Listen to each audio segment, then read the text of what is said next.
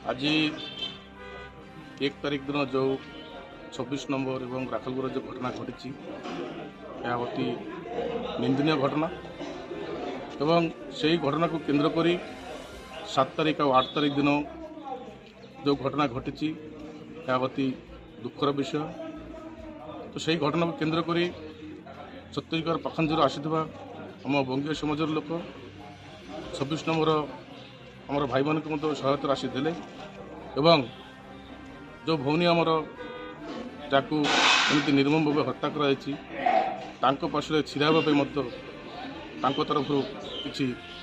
अनुदान राशि 51,000 टंका से आम समाज पक्ष देले आम आम समाज तरफ हस्तांतरण करूँ। एठी प्रशासन आम उपरे जहाँ देखी बहुत भल जाइए प्रशासन तरफ कौन भूल नुहे। प्रशासन दुई पक्षर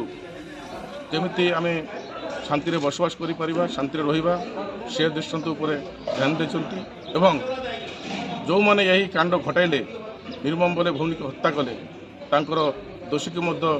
सजा देवे बोली आम अनुरोध करुँ एवं सरकार आमको परवर्ती काल जो घटना घटी यार क्षतिपूरण देवे बोले आम सरकार पाखे अनुरोध रखुँ।